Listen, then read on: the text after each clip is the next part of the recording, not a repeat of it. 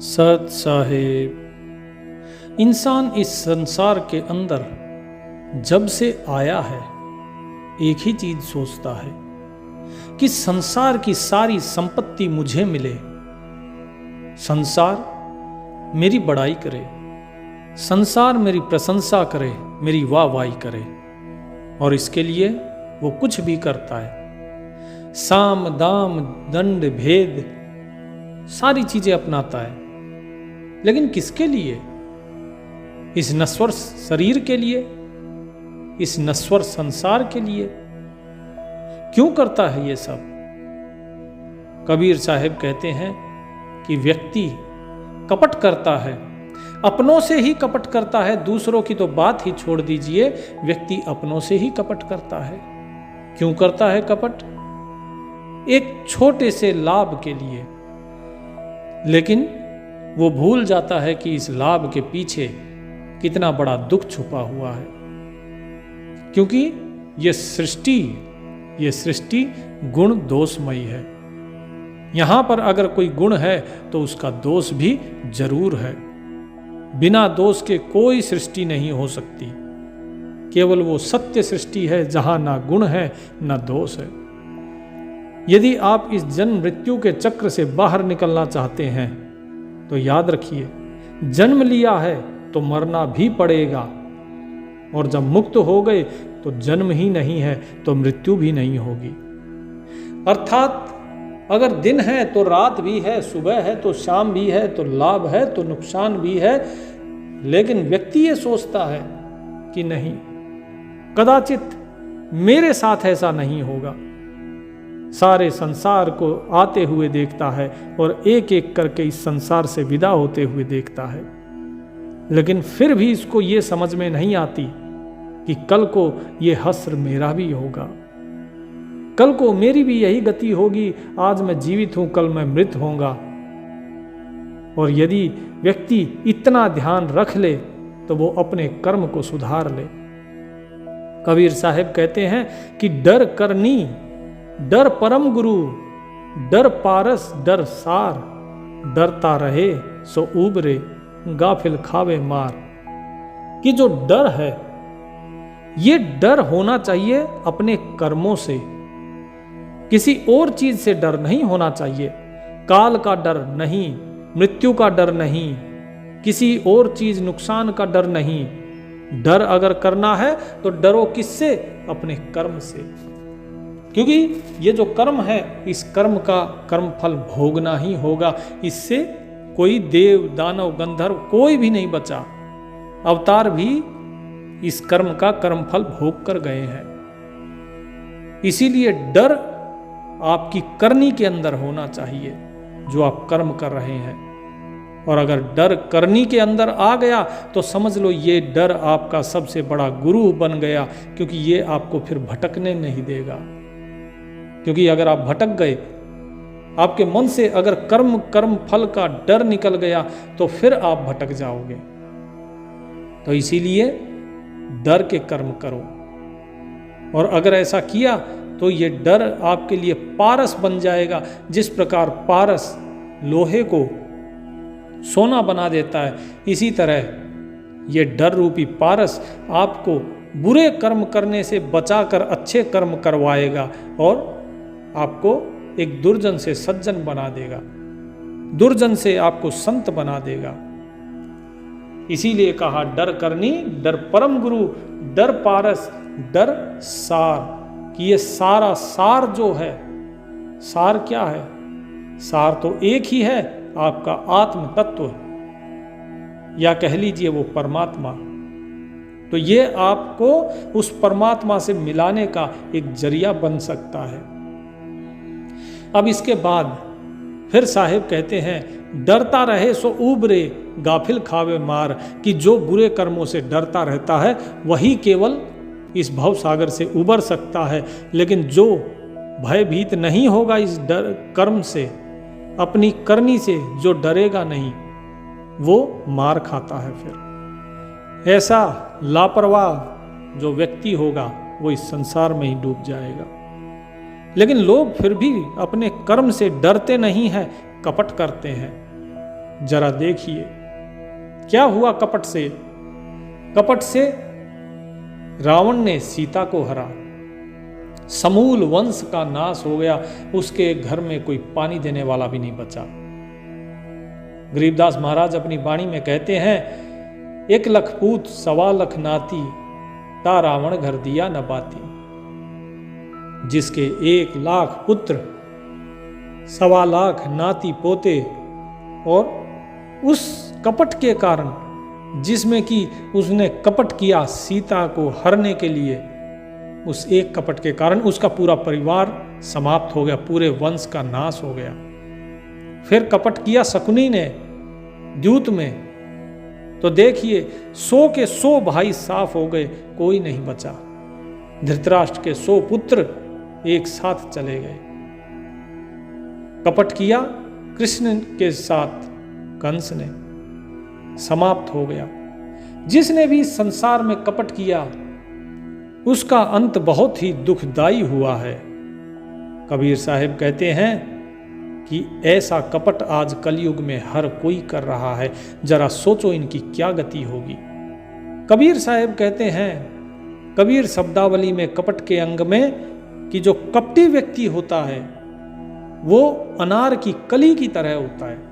अगर आप कभी अनार की कली को अगर तोड़ के देखेंगे तो क्या है, अंदर से सफेद निकलती है, बाहर से लाल दिखाई देती है, लेकिन अंदर केवल सफेद। कबीर तहाँ ना जाइए जहां कपट का हेत, जानो कली अनार की तन राता मन सेत। कबीर जी कहते हैं कि ऐसी जगह पे मत जाओ जहां पे व्यक्ति का जो प्रेम है आपके प्रति उसके अंदर कपट हो, वो आपको हृदय से प्रेम नहीं करता, उसके अंदर कपट है, वहां नहीं जाना चाहिए। जिस प्रकार अनार की कली बाहर से लाल होती है, अंदर से बिल्कुल सफेद, ठीक इसी प्रकार वो व्यक्ति बाहर से प्रेम दिखाता है लेकिन अंदर से कपट का मैल भरा होता है। ऐसे लोगों से बचना चाहिए। कबीर तहाँ न जाइए जहां न चोखा चित्त, परपूटा अवगुण घना मोहड़े ऊपर मित्र। कबीर जी कहते हैं जो आपके मित्र हैं, सखा संबंधी हैं, उनको परखो, क्योंकि जिनका मन निर्मल नहीं है, जिनका चित्त चोखा अर्थात साफ नहीं है, निर्मल नहीं है, शुद्ध नहीं है, वहां पर नहीं जाना चाहिए। क्योंकि ऐसे व्यक्ति आपके सामने, आपके मुंह पर आपकी प्रशंसा करेंगे, बड़ाई करेंगे, आपको अपना सर्वश्रेष्ठ मित्र घोषित करेंगे और अपने आप को आपका सबसे बड़ा सहयोगी घोषित करेंगे, शुभ चिंतक दिखाएंगे, लेकिन आपके पीठ पीछे आपकी बुराइयां करते हैं। ऐसे लोगों से हमेशा सावधान रहने की जरूरत है। चित कपटी सबसे मिले, माही कुटिल कठोर, एक दुर्जन एक आरसी, आगे पीछे और। तो साहिब कहते हैं कि जिसका मन कपटी होता है वो मिलता सबसे है, लेकिन उसके अंदर बड़ी ही कुटिलता भरी होती है, बहुत कठोर होता है उसका हृदय, उसके हृदय में दया भाव नहीं होता। ये पहचान बताई है कि किस प्रकार का होता है कुटिल और कपटी व्यक्ति। उसका मन हमेशा कपट से भरा रहेगा। जिस प्रकार एक दुर्जन व्यक्ति और जो दर्पण होता है, दोनों को अगर आप देखोगे, बाहर से ये कुछ और दिखाई देते हैं, आगे से अगर आप जैसे दर्पण को देखेंगे तो उसमें आपको अपना प्रतिबिंब दिखाई देगा, वो चमकता हुआ दिखाई देगा, लेकिन अगर उसको पलट के पीछे देखोगे तो वहां पर पॉलिश की हुई होती है, रंग चढ़ाया होता है।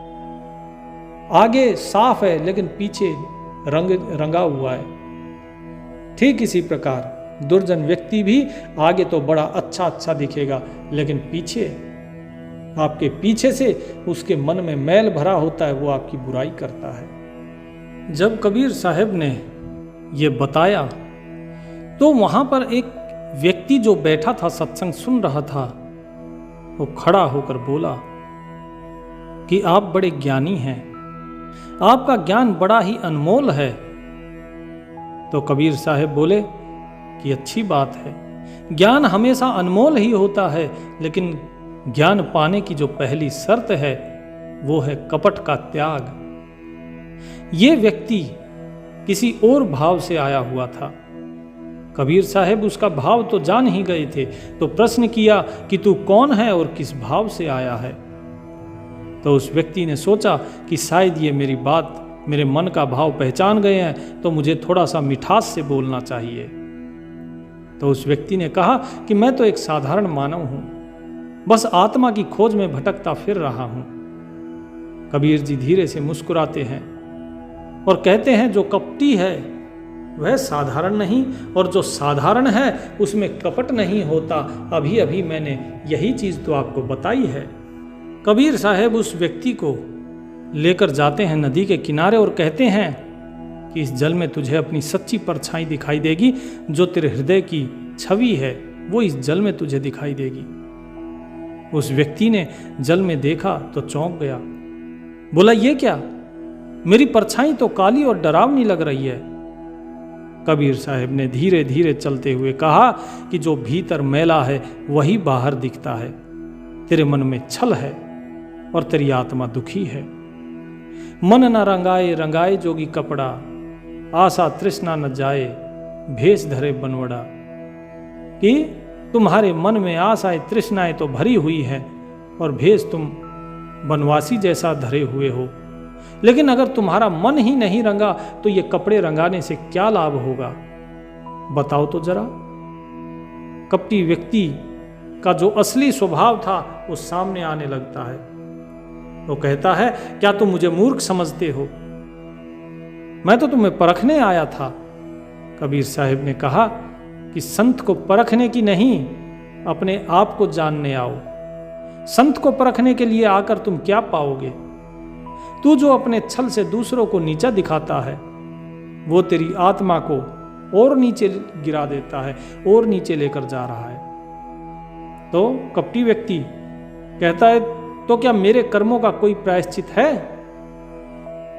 तो कबीर साहब कहते हैं, जब तक तेरे मन में कपट है तब तक तू स्वयं को नहीं पहचान सकता। जो अपना अहम छोड़ दे वही अपने भीतर के परमात्मा को पा सकता है। कबीरा ते नर अंध हैं, गुरु को कहते और, हरि रूठे गुरु ठोर है, गुरु रूठे नहीं ठोर। कि वो लोग अंधे हैं जो कहते हैं कि गुरु कोई और ही है। गुरु वही जो मालिक है, परमात्मा है, वही गुरु रूप में आकर ज्ञान देता है। इसीलिए यदि हरि रूठ जाए तो गुरु का आसरा मिल सकता है, लेकिन यदि गुरु ही रूठ जाए तो हरि भी सहायता नहीं करता है। इसलिए मन से कपट निकाल दो। तुम मुझे यहाँ पर जानने और मुझे समझने आए थे, कोई बात नहीं, अभी भी समय है, अभी भी सुधर जाओगे तो अभी भी तुम्हारा कल्याण हो सकता है। कबीर साहब कहने लगे कि देखिए, आप सभी के सामने एक प्रत्यक्ष उदाहरण है। ये सज्जन आते हैं, झुकते हैं, प्रणाम करते हैं, ये यहाँ पर परखने आए थे कि हम कैसे हैं, क्या सत्संग है, हमारा ज्ञान कैसा है, ये संतों को परख रहे हैं। इस प्रकार ही जो कपटी व्यक्ति होता है वो झुकता है, और कुछ ज्यादा ही झुकता है। नवन नवा तो क्या हुआ, सुधा चित्त न ताहे, पारधिया दूना नवे, मृग ही टूके जाहे। कि जिस प्रकार पारधी अर्थात शिकारी होता है, शिकारी झुकता है। क्यों झुकता है? क्योंकि उसे हिरण का शिकार करना होता है। वो हिरण के शिकार के लिए झुकता है ताकि हिरण को वो दिखाई ना दे। इसी प्रकार जो व्यक्ति ज्यादा झुकता है वो मन का कपटी होता है। एक होता है व्यक्ति प्रेम भाव में, श्रद्धा भाव में झुकता है, और दूसरा होता है जो दिखावे में और कपट में झुकता है। क्योंकि उसका जो मन है, जो चित्त है, वो सीधा नहीं होता, अर्थात सरल नहीं होता, शुद्ध नहीं होता। इसीलिए वो झुकने का दिखावा करता है। जिस प्रकार ये सज्जन झुके, तो जो कपटी था उस व्यक्ति को आंखों में आंसू आ गए। वो बोला, मैंने अपने जीवन में बहुत झूठ बोला, बहुतों को धोखा दिया, पर अब मन में बहुत भारी दुख भी है। क्या मेरे जैसे को भी परमात्मा मिल सकते हैं? कबीर साहिब ने कहा, परमात्मा तुम्हारे भीतर ही है, लेकिन कपट की जो मोटी परत है उसने ढक लिया है उसे। अब तू रोया है, पछताया है, तो यही आरंभ है आत्म यात्रा का। वह कपटी व्यक्ति अब लोगों से माफी मांगने निकल पड़ता है। कबीर साहिब कहते हैं, जाओ, जिनका धन लिया है उसे वापस लौटाओ, और जिनके दिल दुखाए हैं उनको प्रणाम करो और उनसे क्षमा मांगो। वो व्यक्ति सबसे माफी मांगता है, और जिस जिसका धन लूटा, कपट किया जिस जिसके साथ, सबका धन वापस लौटाता है। धीरे धीरे जो कपटी व्यक्ति है, लोग बोले ये तो निर्मल हो गया, इस प्रकार की बातें बोलना शुरू की, और उसका नाम रख दिया निर्मल दास। बोले इसका मन तो बड़ा निर्मल है। तो निर्मल दास ने आकर कबीर साहिब से कहा कि मैंने कबीर से सिर्फ शब्द नहीं बल्कि आत्मा का दर्पण पाया है। हे कबीर साहिब, मेरे भूले बिसरे पापों को क्षमा कीजिए। कबीर साहिब ने मुस्कुराते हुए कहा कि जिसने अपने भीतर का छल त्यागा, वह मेरी संगत में सबसे योग्य शिष्य है। जाति न पूछो साधु की, पूछ लीजिए ज्ञान, मोल करो तलवार का, पड़ा रहन दो म्यान। जिस प्रकार साधु की जाति नहीं पूछी जाती, उसके अंदर का भरा हुआ ज्ञान पूछा जाता है। जिस प्रकार बाहर से दिखाई देने वाली म्यान का मोल नहीं पूछा जाता, उसके अंदर रहने वाली तलवार का मोल किया जाता है। इसी प्रकार बाहर से कोई व्यक्ति सुंदर है या असुंदर, गोरा है, काला है, कैसा है, इससे कोई फर्क नहीं पड़ता। उसके भीतर उसका मन कैसा है, उससे फर्क पड़ता है। अंत में कबीर साहिब कहते हैं कि हेत प्रीत से जो मिले, ताको मिलिए धाय, अंतर राखे जो मिले, तासे मिले बलाए। कि जो आपसे प्रेम भाव से मिलता है, हृदय के सच्ची मित्रता से मिलता है, केवल उसी के पास आप जाइए। ऐसे व्यक्ति से दौड़कर मिलिए, क्योंकि उसका मन शुद्ध है। लेकिन जिसके मन में कुछ और है और बाहर कुछ और, ऐसे व्यक्ति से कभी मत मिलो। ऐसे व्यक्ति से मिलना तो बला को आमंत्रित करना है। और सज्जन लोग, साधु लोग, उनके साथ हमेशा रहो, उनका संग करो, क्योंकि सत्संग में जो जाएगा वही उस सत्य का संग कर पाएगा। और सत्य तो केवल एक परमात्मा है। जिसने सत्संग गया, सत्संग किया, वो परमात्मा के अधीन हो जाता है और परमात्मा को ही प्राप्त कर लेता है। तो आप सभी परमात्मा का नाम लीजिए। मन से छल, कपट, क्रोध, ईर्ष्या, ये सारी बीमारियां हैं, इन सब को निकाल के बाहर फेंक दीजिए और मन अपना शुद्ध कर लीजिए। चाहे कोई भी हो, हर एक के प्रति शुद्ध भाव रखिए, प्रेम भाव रखिए। सत साहिब।